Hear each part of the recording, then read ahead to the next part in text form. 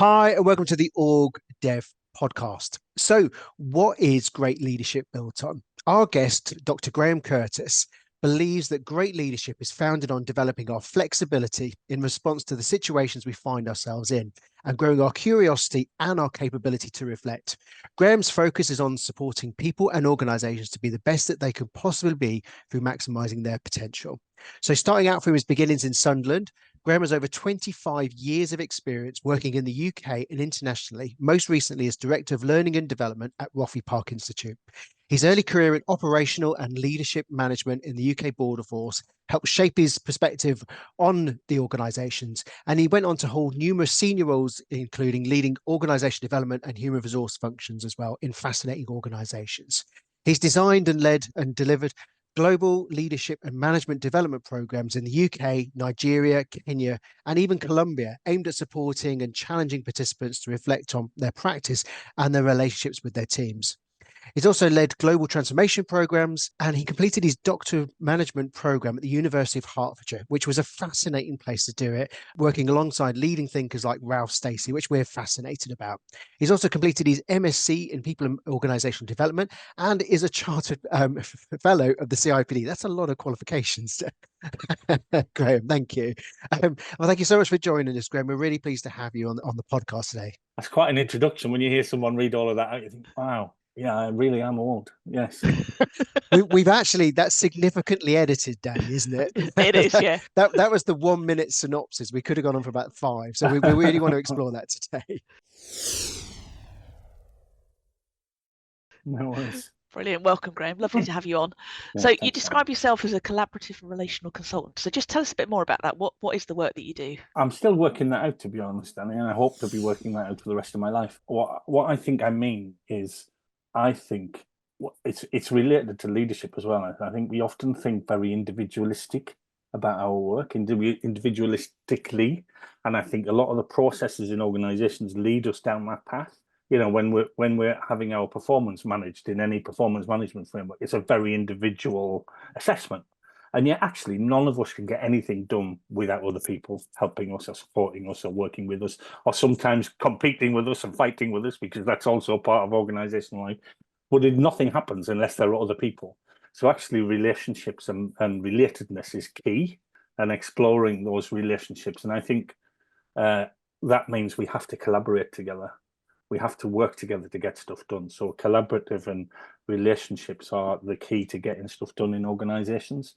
And often we find ourselves in situations where our relationships are not supporting us in getting what we need to get done. And it's really difficult sometimes to find ways to talk about that, which was kind of at the heart of my thesis at Hertfordshire. But I consider my role to be supporting people to find ways to talk about the things they can't talk about, or even that they're aware that they can't talk about, because sometimes it's outside of our awareness and we don't know what's going on, but we know that person irritates us, or I'm constantly fighting with that person, or that person never pays any attention to what I say. All of those things that go on in our heads in meetings while we're smiling and chatting, and we never see it in the meeting. We'll see it in the gossip or in the in the tea room or something, and finding ways to successfully talk about those things in our relationships, in those conversations, in leadership teams or in other teams, find the language to safely talk about it, so that no one risks getting excluded or no one risks kind of exploding. So finding ways to discuss that's kind of what I think I'm best at. Okay. And how would you say the way that you work differs to maybe some other traditional consultants? Oh, that's a good question, because I only know how I really work. I don't necessarily know how others work. I know how I think about what I do. I think perhaps differs. I wrote a chapter fairly recently, a couple of years ago, for a book on facilitation, and I think how I think about facilitation is that we're a temporary participant in a group. So I think one of the things, a lot of the books about facilitation tend to think of it as a facilitator acting upon a group, like they're outside of it, and they are doing tips and tricks and tools, and as if that group is a thing over there that they can meddle with and get to be better, like a car or something. or or even if you want to use a natural metaphor like sprinkling some fertilizer on the flowers or something, it's over there.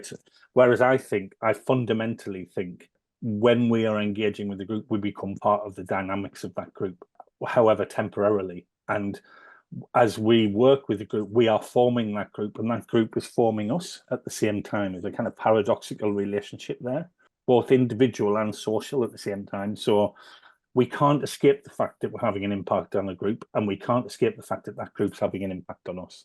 And noticing that, reflexively engaging with noticing that forming process and being formed by, and being able to talk about it comfortably and confidently is the work. And I think sometimes we get wrapped up in, there are any number, and I know you've had Steve Haysom on your podcast recently, haven't you? So there's any number, and Steve would have, I'm sure, talked about it, any number of people offering the tool or the trick or the program or the method that successfully gets teams work together. And Steve and I both think in common, I think that that's just not possible because it's so contextual.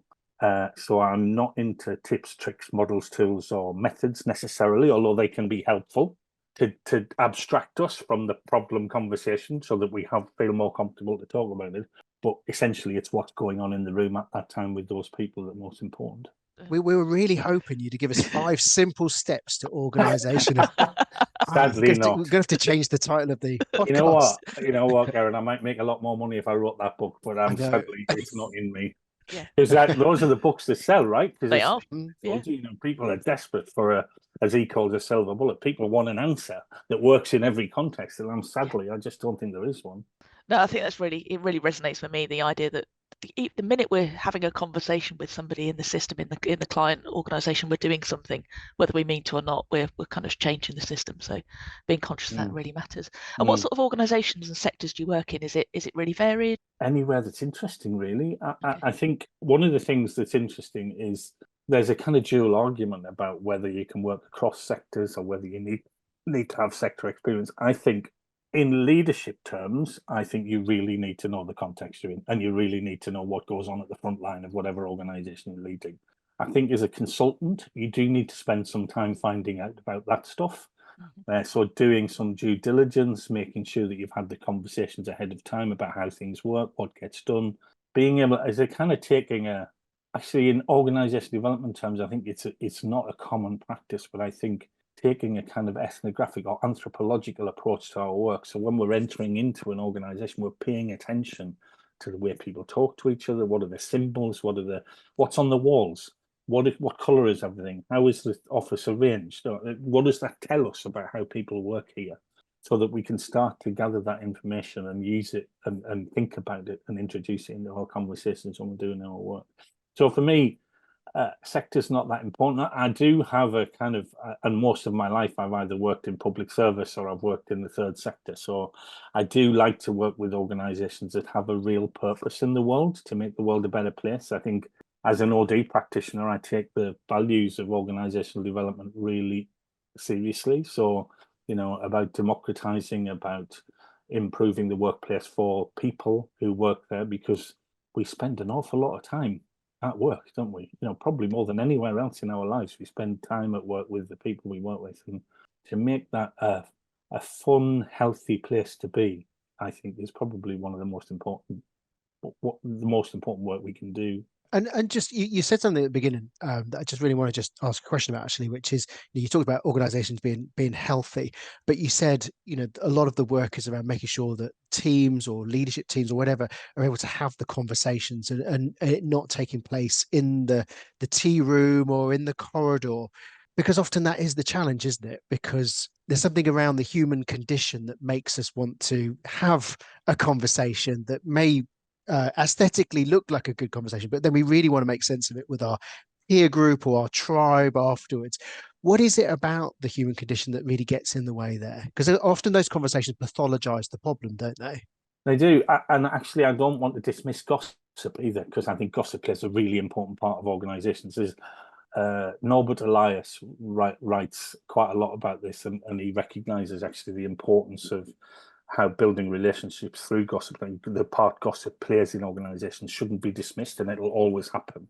However, and you're right, I think being able to find ways to talk authentically with each other, to really share how we're feeling in the spaces where we really need to with the people we work, is really key. I think there's two things that hold us back from that, and there's two things that, there's a number, I've just introduced a number, a generalized number, good Lord. There are two things that human beings generally really fear, and it's exclusion, the idea of not belonging to another group. You know, there's something primal about that fear of exclusion, and actually, if we're not relating with other people, our own sense of who we are degrades because we are being formed by other people all the time. So exclusion is one, and uncertainty is another. So not knowing what's going to happen next terrifies the life out of us, and we spend most of our lives in organisations avoiding that by making plans and budgets and strategies. And one of the best examples, I remember Ralph Stacey talking about this when I was doing my doctorate, and he was talking about the banking crisis in 2007, 2008, and he said, I bet you in the 10-year plans that all of those banks had, none of them foresaw a worldwide collapse in banking. And I think he's absolutely right. You know what I mean? All of their plans would have had growth plans. You know, there would have been exponential growth over the 10 years, and that's just not the way the world is. But if we give ourselves these plans and these strategies, it gives us that sense of security. It also gives us intention as well, so they're important. I'm not saying we shouldn't do those things, as we have to, and they give us a sense of intention and direction, and they might also give us a false sense of security. So we really need to be paying attention to what's going on in the context of working in, and the dangers we might be floating towards by the actions we're taking. So I think the banking crisis is a great example where somebody somewhere decided that it'd be a great idea to package up all of their toxic debt and make it sellable. And they would have gone, you know, I'm imagining they'd have gone to their board or their management team and gone, I've got this great idea. We can take all of this stuff that's worthless and then risk. We can package it up, put a nice bow on the top, and we can sell it to another bank as a saleable item. And somebody in the board went, that's a fantastic idea. We can get a real competitive advantage here. Let's do it. At that point, somebody with a sense of ethics and morality, or some sense of thinking about where this might take us in the future, would have said, yeah, but what if other people do that and sell it to us?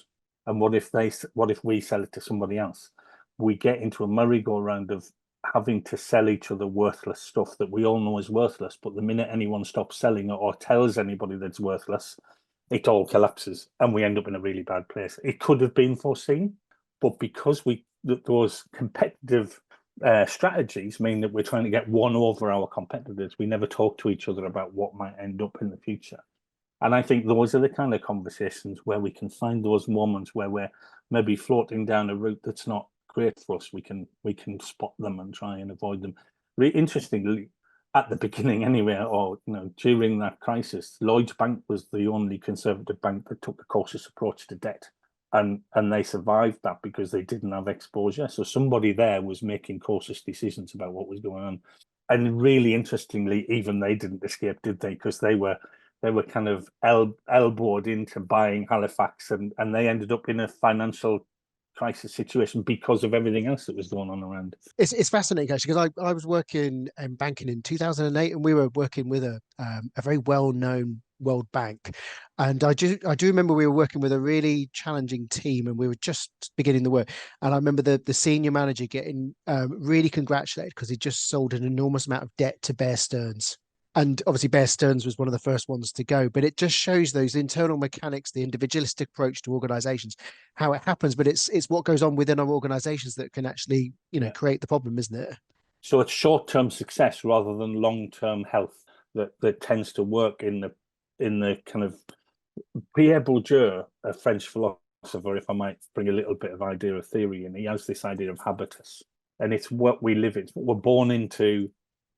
He talks about it shaping us. He refers to it, he uses a metaphor of the tattooing process of us becoming who we are through our experience of relationships within a habitus, which is, I guess, what some of us might call a system. I wouldn't really, but within a set pattern of relationships that is reiterating, we should get shaped through it.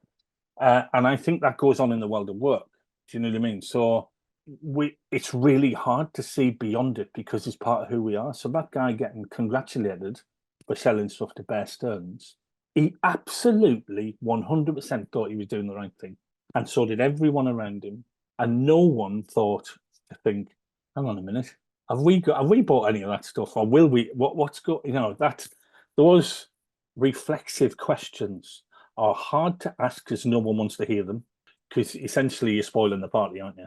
And you go, hang on a minute, are we the baddies here? Have you seen that David Mitchell and Webb sketch where they've got Nazi uniforms in and they're standing in the trench and they're all proud and they're all shining, and one of them turns to the other and says, are we the baddies? I've been having a think. And he says, what do you mean, are we the baddies? He says, well, we've got a skull and crossbones on our hat. What's going on? And there's this conversation goes on, you know what I mean? So I love that example of we can't see beyond our own habitus because we so believe it, because everyone around us does. So where do we start if we're in an organization?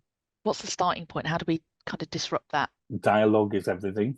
And dialogue isn't just what people say, it's how they say it. It's the words they use. It's the words that get used repetitively.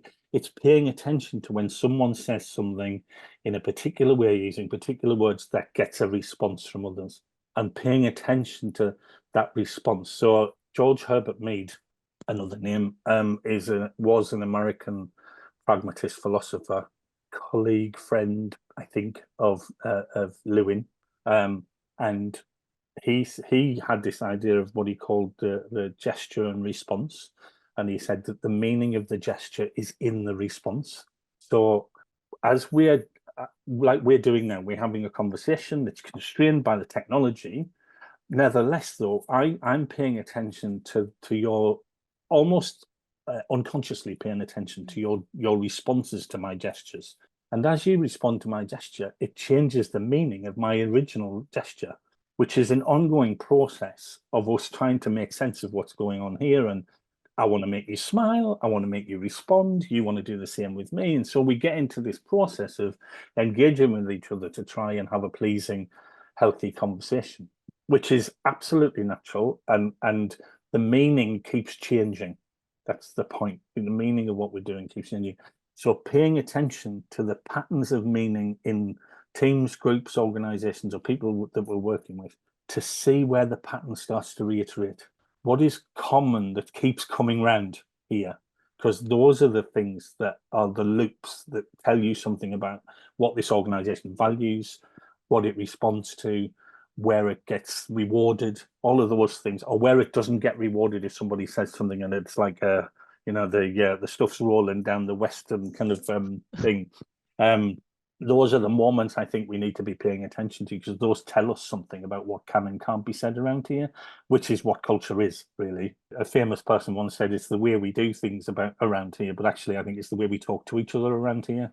The patterns of our conversations and our relationships is the culture. And just to get super pragmatic here, so you know that, and we kind of know that looking in, how do you get consent from the client or the space with the client to start talking in those ways? Because you've mentioned with dialogue, and most will go, oh, well, yeah.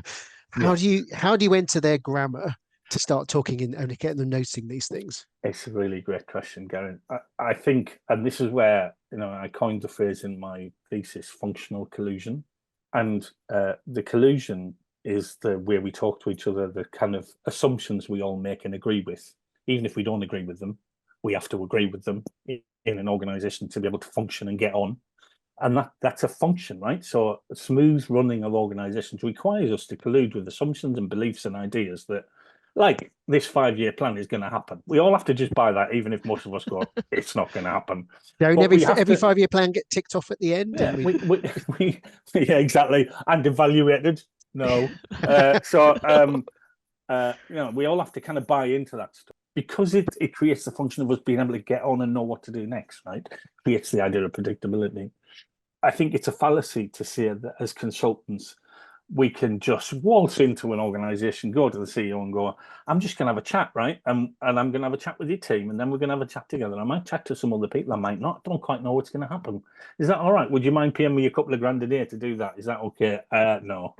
That's not going to happen because the habitus in organizations requires a plan, requires deliverables, requires you to commit to outcomes, because those are the things we value in organizations, even if we know they're not really going to happen.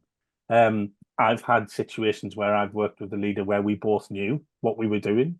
There was a bit more conspiracy than collusion, really, because we were talking about it. You know, we kind of went, we know the planners and the people who govern what we buy here in terms of consultancy are not going to buy us just chatting to people, right? So he says, you do a plan, I'll agree with it, we'll sell it to them, and then we'll change it as we go along, because then it keeps everyone happy, keeps all smooth, and we'll not worry about the outcomes that we've committed to, because we'll change them as we go along, and that's all fine. And I've done that, you know, and that's a collusion, right? So, but it has a real function in getting the space to work. But coming back to the end part of your question, Garen, I think how do we pick it up? I think it's really, really paying attention to how someone's talking to you. And have either of you ever done NLP, neuro-linguistic programming? A little bit. I am a practitioner and a master practitioner, but I don't like it very much. So I think some of it can be manipulative and some of it is just plain crazy. However, there are some things in it I think that are really useful. And one of those things I think is being able to mirror back to the people we're working with, how they talk to us, the words they use, the language that gets used, not in a manipulative way, but in a way where to show them, I've really listened to you, I've paid attention to what you say, and I'm going to reflect back to you what I've heard in a way that I hope you'll understand. So, and that's in a gesture response process. So I'm paying attention to the response in the micro as someone is responding to what I've just said and adjusting as I go, because I'm looking for the response I'm looking for, and I'm trying to find a way to get that rapport, that feeling of resonance in a conversation where we can feel safe enough together to really say what we need to say. And I think that can be practiced. We can get better at that the more we do it, if we're paying attention to it. So that's, I think, what we do. And I think it's remarkable how good you can become at that. And then you also have to always think ethically about how am I using it? Am I manipulating here, or am I doing it for the good of all? That's the big question, I think. Human beings are fascinating, aren't they? It's a life's work. And what was your journey into OD? We haven't got all day, so I'll give you the potted version. I was working as a relatively senior lead. I was running the Northwest and Northern Ireland operational part of the border agency at the time. I wasn't very happy. I wasn't very good at it because I'd been promoted quite quickly, and I wasn't ready for this big job. Really massive budget, 450 people, really tricky work. You know what I mean? Because we were, you know, arrest teams were working, and I had like 3-4 airports to oversee, to lead. I didn't really know what I was doing. I didn't know that at the time because I was a bit less aware of myself, perhaps, shall we say, at that time. But I got a coach, and I found his process really fascinating, and it just lit up a kind of curiosity for me. And I then thought, well, what is this leadership stuff? How do we learn it? And I went to Roffey Park for the first time ever to work with a company called Olivier Mythodrama. And it's Laurence Olivier's son, Richard Olivier, runs this company, and they do leadership programs drawing on Shakespearean text. Now, when I was a kid, and I did my A-levels in English and drama, so I was fascinated. I was going to be an actor when I was 18. I wasn't going to be an actor, but anyway, that was my dream. So to find this thing that was using Shakespeare, I love Shakespeare, and I was a big fan of Laurence Olivier. I loved his work. So to work with his son for 3 days, because I was senior enough, I kind of managed to salt away a little bit of budget for my own development and pay for this really ridiculously expensive 3-day program at Roffey Park. And part of that was a real examination of purpose, of me. Who am I to lead? Because we were using the text of Macbeth and thinking about authentic leadership, and it completely threw me. I went home and I said, I can't do this job anymore. I'm going to go and be a teacher. And my wife quite rightly said, actually, Graham, we've got 2 kids and a mortgage, so let's have a think. And so ultimately I moved into change management, And then I persuaded the border agency and my boss to use half the training budget to pay for me to do the masters at Roffey, because I'd been to Roffey, I'd seen the leaflet. Those leaflets do work sometimes, miraculously. And I managed to persuade them to let me on the masters, even though I had 2 really rubbish A levels in English and drama. It took me a while. There's a guy called Andy Smith, he's still around, still works for Roffey as an associate, who I had to persuade quite hard to let me on the masters. And then I did 2 years on the masters at Roffey, and I loved it, and it changed my view of everything, got me really interested in complexity theory and the complexity school at Hertfordshire. I met Ralph while I was doing that masters, and I didn't want to do any PhD or doctorate. I wanted to do that one, because that one was the really fascinating thing for me. So I was lucky enough to be able to do that later in life. So that's what got me in, and from then on I only ever worked in OD and HR spaces, really, and I've never looked back since. Because I remember reading a few of the books that were coming out of Hertfordshire at the time, and they were talking about things like power and complexity, and it was like they're actually articulating some of the things that we're seeing, and it's quite challenging kind of text as well, isn't it? It is, yeah.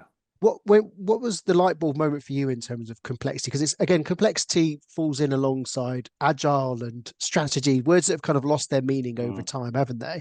What was it about complexity that really lit a light bulb inside you? I want to tell 2 little stories here, if I might, to illustrate this. When I first started the masters, my learning set advisors, we work in small sets all the way through, and you have an advisor, someone who's experienced to support you. It's a chap called Steve Tarpey, who's now a really good friend of mine. But I was quite, as I say, I might not have been hugely aware of myself when I started it, and I was kind of, I was challenging everything, saying, well, that's rubbish, and that's rubbish, and that doesn't work. And he said, we started the masters saying this is all a load of old rubbish, and you spent the last 12 years trying to prove it. And that's probably not a bad analogy. And the reason complexity speaks to me is the way the people at Hertfordshire, and there's 70 or so graduates from that doctorate, the way they describe their experience in organizations has a resonance of reality with me. It's not offering some nirvana kind of place where we can all hug and kiss each other and everything's wonderful, because I just don't believe it. And I've never really believed it, because my experience, I mean, I don't know whether you can even imagine what work life is like in the immigration department and the border agency. It's not nirvana and everyone hugging and kissing each other, I can tell you that.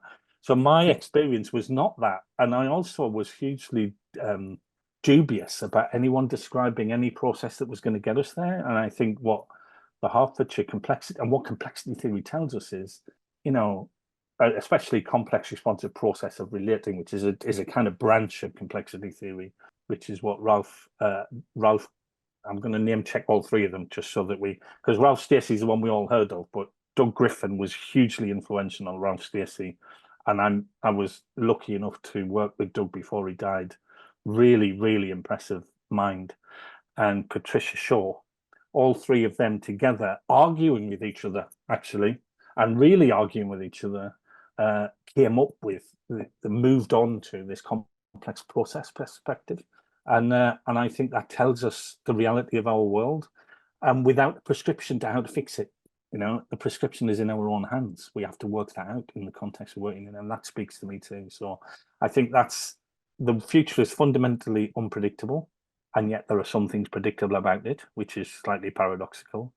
And working together to create the future together, and arguing and fighting and competing with each other, and all of those things that help us emerge into a future which is unknown, is something that I find terrifying but really exciting. Can you imagine a world where we actually knew what was going to happen in 10 years' time? How boring would that be?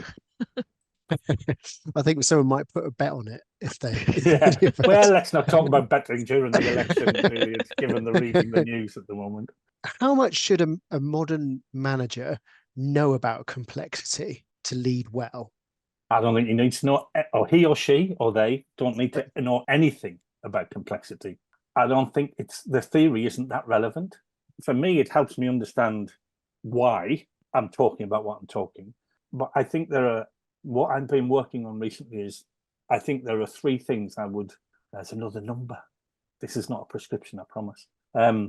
Attitudes, I call them. So they're not skills. They are ways of approaching our relationships with others, I think, and ourselves, because we're always in relationship with ourselves. That's kind of how we understand who we are, I think.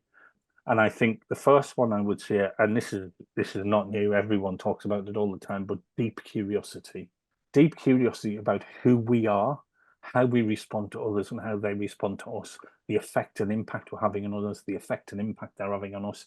That's really important starting point. If we haven't got curiosity, we're never going to learn anything, and we're never going to change anything that happens or what we do. The next one I think is a bit trickier because it's harder, because it introduces the potential for shame as a process. Is we have to be able to doubt ourselves and what we think we know. And if we can't do that, again, the curiosity is not going anywhere, because we're only going to be curious about things that confirm that we're right. So we have to be able to hold the idea that we've got it wrong. You know, I spent 4 years working on my thesis, published my thesis, got my doctorate. If someone come along tomorrow with a really convincing argument that I got it all wrong, I have to be able to hold that lightly enough to listen, pay attention and learn from it, even though it were a challenge the 4 years work I did. It's that kind of stuff, I think, and really challenging who we are and what we do. So curiosity and doubt working together for us to start that learning process. And then real learning comes when the third thing is being willing to be transformed in our interactions with others. And that means being up for changing and reshaping in response to that, who we are. You know, the psychologists will tell us that essentially to be a healthy human being, you need to have a stable psychology, a kind of frame, a kind of setting who you are that is stable. And that's true, and that's important. It's changeable, but it's hard work. And that's the kind of transformation I mean. We can change the kind of day-to-day stuff, the habits, but even that takes a long time, right? We all know how hard it is to change our habits. But really being up for being reshaped in terms of what we believe is true, that's a tougher job, but I think it's one we have to be up for. And it doesn't happen overnight. There's no light bulbs. It takes months, years to work on it. And I think that happened for me over the doctorate, which is how I now think about. So I moved from a kind of, the world I was steeped in was full of metaphors and systems and things. The academic word is reification. We reify things to create things of them. So they'll stand still long enough for us to have a look at them, right? And we create metaphors to try and understand them. Moving from that to a process orientation. And a process orientation starts to recognize actually systems and organizations are imaginative concepts that are useful, but they're not real things. What is real is the ongoing patterns of relationship that we find ourselves in, that we're experiencing every day. And the useful thing to think about from complexity perspective is that those local patterns of relationship form the global patterns of relationship. So the things that everybody starts to believe and work with. And they then start reshaping the local, because those constrain what we think is possible in our local relationships. And so there's this process going on of forming and being formed by the local and the global all the time, which is a bit of gobbledygook from complexity, but pointing to the fact that this is an ongoing process of formation of people and relationships all the time, and that's what we pay attention to. Just like to go back to something you mentioned very briefly there, the role of shame and how that can get in the way. I was going to ask a question about that. That's really resonated with me. Yeah, I think we see it all the time in the organisations and teams and leaders that we work with. And the avoidance of it does a lot, I think. I think that's what our drive to collude with others is. Shame, which is an interest. I would describe shame as an individually experienced social process. Now I'll try and explain what that means. So we experience it as if it is only us. The shame feeling is one of feeling we are wrong. We are the wrong person in a wrong situation. And we feel excluded. It's that exclusion thing that happens to us from the group.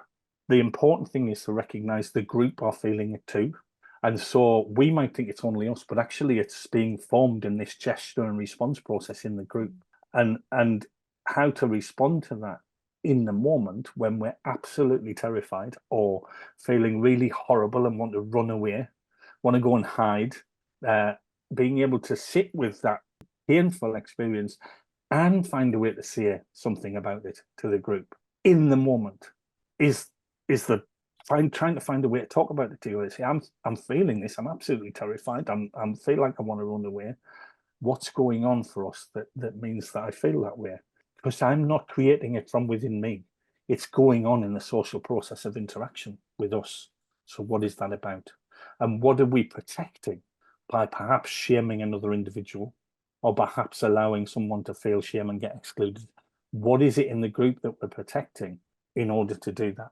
Because there's something afoot in the group that doesn't want to explore what someone has just said or what someone's just done or they've got it wrong. I wrote in my thesis about an experience I had with a charity. I was working as in the global change. I was global head of corporate change. Still don't understand what any of that means, but that's my job. That was my title. I wasn't very successful, depending on how you measure success. I didn't really know what I was doing for about 2 years, which is probably not a bad thing, but it didn't feel very nice. And I was presenting to the board, and my job was to get them to think about how to shift. It's kind of what organizations talk about now in terms of decolonialization, but we didn't talk in that way then. That word hadn't been invented yet. So we were talking about a similar thing, how to shift the power dynamics in the organization to be more global. And that was my job. And so I was invited to spend an hour with the board, who are, there's bishops, there's very senior people from organizations. The board chair is a former Archbishop of Canterbury. Do you know what I mean? This is like people steeped in history and tradition. Do you know what I mean? And I wandered in there and thought, I know, I'll invite them to talk about the power relationships in this organization, what they think about them. Did no prep, didn't pay attention to the fact that that's not what they do in their board meetings. They have agenda, they have a structure, they have an indication of what they're expected to think and do and respond to. And it's all very tight and played out. And I wander in and say, let's have a chat about power. They went, no, we won't be doing that, Graham. And the various things were like, don't quite know what you want us to do, Graham. What is it that you want from us, Graham? And I just started to shrink back and feel enormous shame. Now, I had some choices there, and my first response was to blame them for not being willing to talk about power. But actually, it was constructed between us, because yes, it's true, they didn't want to talk about the power dynamics in the organization, and I hadn't prepared in any way for them to do so. I hadn't paid attention to their habitus, their patterns, their habits, their relationships. And I should have done that before I did that. And as a result of that session, I wanted to run away. I had to stay the night and have dinner with them, and it was excruciating. So I had an early dinner and went to bed. But I stayed with the organization for quite a while afterwards, and that was a real learning point for me about shame and the impact it has on us and the power dynamics involved in the emergence of shame in a group. So I think what we spend a lot of time doing is being nice to each other to avoid that happening to anyone and us. And that's what I mean by the collusion. And the function of it is to avoid shame, to avoid exclusion, to avoid uncertainty. Because if we do what we've always done, no matter how rubbish it is, at least we know what's going to happen next, right? I really understand. For me, that really helps me understand why people in abusive relationships stay in them, because at least they know them. At least they know what's going to happen tomorrow or next week. It might be really horrible, but at least they know. Because to leave an abusive relationship is to fundamentally not know where I'm going to be, what's going to happen next. I feel really unsafe. So yeah, that's I think what shame is doing. Did that make any sense at all? It did, yeah. And it's really interesting. It's a really powerful story, and it articulates it really clearly. And I think, most people that have had those kind of interventions have had those moments, haven't they? It's just like, okay, this has just happened. I've got choices. They're not good ones, but I have choices. But there's that tool, isn't there, the perceived weirdness index, where if you are too similar to what they used to, you won't even create a ripple. But if you go so far over on the weirdness index, the group's just going to reject you. Where would you have put that on the weirdness index, do you feel, for this group? I probably, I didn't turn up in a clown suit, so I wasn't completely over on the weird thing, because I did turn up with a certain tie, which I rarely wear unless I'm in that kind of context. So I was down on the weird. I was kind of inviting them to do stuff that was a bit weird. I sometimes use the weirdness index in presentations when I'm talking about functional collusion, because it has a relationship. But I think the problem I have with the weirdness index, it sits in that world of us as separate from the group and being an individual. acting upon a group. It still has that flavor to it. It has that tool feel to it. Whereas I think, I think we have choices about whether to collude or not, but we don't know what they are until they're right in front of us. Until we're in the relationships and the gestures and responses, we can feel them coming up bodily, and we can experience them mentally. And I think noticing them, noticing our response to them, and being able to work with it in the moment is really the capability we're trying to develop through those three things I talked about earlier. There's a I can't remember who it is, but there's a really well-known OD writer that talks about reflecting on action and reflecting in action. And I guess what I'm talking about is reflecting in action. But again, I think that reflexively responding in our relationship with others is a bit more complex than just reflecting in action. But it's the time perspective, in the living present, as Doug Griffin used to say. So shifting gears a little, what do you enjoy most about your role working in OD? I just love, if I was to ascribe to the MBTI Jungian idea of archetypes, and which I don't, but it's a language we can use, right? So I am an extrovert. I get energy from being with other people. That's true of me. I recognize that. So even if it's being with people on a screen, I can feel myself energized in a conversation like this that I don't get anywhere else.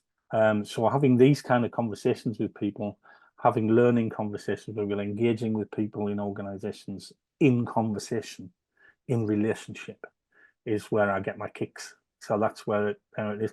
And if I'm honest, the actor in me from being 18-year-old also loves the performance. And I think we all, there's a book that was about the performance of self the performance of self in everyday life. So we're all performing all the time in different ways, in different contexts. And I think I kind of enjoy that kind of feeling of performance. I was always really attracted to improvisational theatre when I was studying. Mike Leigh, I don't know whether you've ever heard of Mike Leigh. He does films and plays, and he writes them using the actors who embed themselves in a character, and they improvise the script. There is a script in the end, and they perform it, but they improvise through their characterizations, the script, so it emerges from their interactions. I was always hugely interested in that, which actually tells me why I cottoned on so much to complexity theory and the ideas in that later in life. So, I quite enjoy the performance, if I'm honest. And what do you find more challenging? What are the bits of the work that we do that you think, that's hard, that's challenging? I would say there's two responses where I struggle, and I'm still learning, is when someone is deeply defended, like they give you nothing back. I mean, their defense is up, and you try lots and lots of ways to get them to engage with you or open up or tell them something about yourself, tell you something about themselves, and you can't get at it. That is really, I find that really hard to work with, because I don't understand it, because I'm usually oversharing personally, you know what I mean? So when someone doesn't, it's hard to work with, because there's just no response to your gesture that you can understand. So that's one. And also, I really, for lots of reasons from my childhood, I think I struggle with anger and real anger, where someone's really angry. Because when I grew up, there was quite a lot of violence. I grew up in a council estate in Sunderland, and I went to a sink. It's terrible, because it was actually quite a good school, but it was the school where people got sent to when they get kicked out of other schools. Do you know what I mean? I remember I was sitting in an English class once, and there was a chap who'd been expelled from another school, and he turned up, and I knew he was coming, and he sat right next to me, a proper, really kind of hard, violent guy. And he was, definitely. And he sat next to me in English, and I thought, I don't even know what to say to this guy. He's completely alien to me. But the school was full of people like that. So violence was almost a kind of weekly occurrence. You would see it regularly, proper violence, and at home and in the street and that kind of thing. So I tend to, and I'm getting better at it, but I tend to equate a lot of anger with the potential for violence. And I connect those things together. And actually, when someone's angry, that's a response that you can work with. So I need to get better at working with that. And I have done a lot better over the years. I'm not as fearful of the potential for violence that I might have been when I was younger. But those are the two things that I struggle with, because I guess they're the two extreme ends, aren't they? If you imagine that as, in terms of response, the two extreme ends of potential responders, either nothing at all or extreme kind of anger. And those two I struggle with. But on the whole, I work hard to be curious about what it is that's making someone angry and try and find a way to talk to them about it. How do you sort of measure success in your role? Like, how do we sort of show to an organization or to our commissioning person that we've delivered X, or there's actually been success? Like, how can OD interventions demonstrate sort of value for money or impact? Not in a traditional way, I wouldn't say. So I think one of the tricks of evaluation is to assume you know what's going to happen before you start. Why would you do the work if you knew what was going to happen before you start? It doesn't make any sense to me. It's mad. However, I think there has to be an intention. So I think we can hold an intention in mind, even if we don't know whether we'll get there or the route we'll take. There's a valid ethical, moral objective in mind in what we want to do. And so starting with that in mind, and I think George Herbert Mead and certainly Doug Griffin talked about bringing the intention into the living present. So as we're working together, we don't quite know what's going to happen. We don't know what's going to emerge, but we have an intention together, and we keep checking in on the ethics and the morality of that intention. Draws in all kinds of other authors too. So if we're reflecting constantly on our intention and the impact it's having in the living present, then I think we can be longer term, even if it's not a planned longer term. We have a I'm not going to call it a destination, because that then brings us back into the reification and the metaphor. I'll call it an intention, but we can understand it as a destination, I guess. It's a very seductive invitation, isn't it, to sort of say, this work will do these things. How do you sort of ensure that you get that permission to do the work that sometimes I think you have to say this work will do these things, and you have to try and find the best possible ethical and moral way of saying that. Even if you say, our intention is that this work will do these things, and our starting point is we think we'll do them this way. So using your language to make sure that you're not over promising stuff, but actually to using the language that works in the context is really important. You can't walk into a room full of French people and expect to talk English to them and get what you need. It's the same thing when you enter they've got a way of talking to each other, as we've just talked about. Pay attention to what that is. Use that language, but use that language in a way that starts to introduce your own set of understandings and ethical standpoints, so that you're not completely colluding, but you're colluding enough, or if you like, you're being weird enough to get them to engage with you and work with you, and then hopefully you're moving over time. And be prepared to move yourself. That's the point. So what keeps it away from manipulation is you are part of the process of being changed in it. That's why I think I'm quite critical of a lot of the coaching texts that kind of give you the idea that coaching is a process that you're almost a catalyst in. You're unmoved. You know what I mean? You're unaffected. And if anyone's, I don't know whether either of you ever coached anyone, but I'm deeply affected and shaped by a lot of the relationships I've had with coachees over the years. I did coaching in a women's prison, life coach.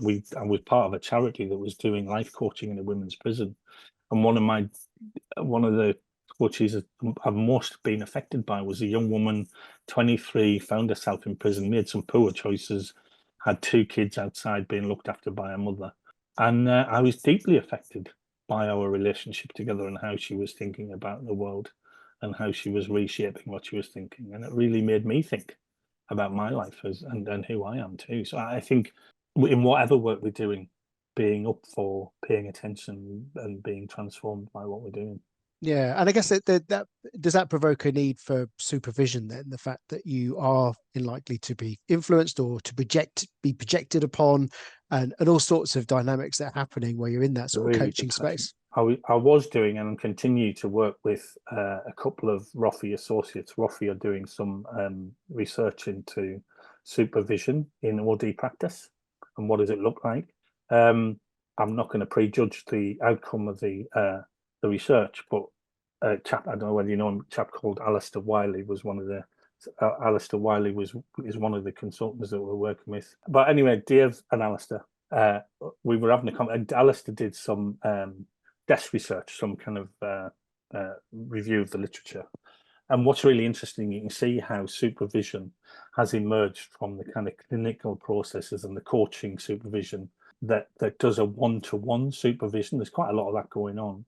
And actually, I think that starts to view OD process as an individualistic pursuit. And I think that's all wrong. I think that where we get the best possible supervision, I've been doing a foundation program with the Institute of Group Analysis for the last year, because I think groups are where we learn about groups, and OD practice is all about groups and our participation in them. And what shows up in a group is our habits of how we respond to others and being able to explore them in the real time. So I think OD supervision is enormously important if we're going to practice ethically. I think there's nowhere near enough of it around, and I see some really dodgy OD practice. I think where people are able to think that they're somehow outside of these things and they don't need to think ethically about what they're doing to other people. I see that a lot in HR practice as well, by the way. I'm sure we all do. But I think in groups where we're faced with having to steer with our impact on others and their impact on us is where we can learn most about ourselves and our practice and talk about it in a way where we'll be properly challenged and supported. What are some of the biggest lessons you've learned so far, if you look back over your career, lessons that you take forward? One of the biggest lessons I've learned, and I'm still learning in a fairly major way, is to care for others, one has to care for oneself. And that sometimes can feel a bit selfish if you're not used to doing that, but it's really important. And I've always really admired people who understand what their needs are and are able to state them really clearly. So that, I think that's something I've been learning all my life and still am.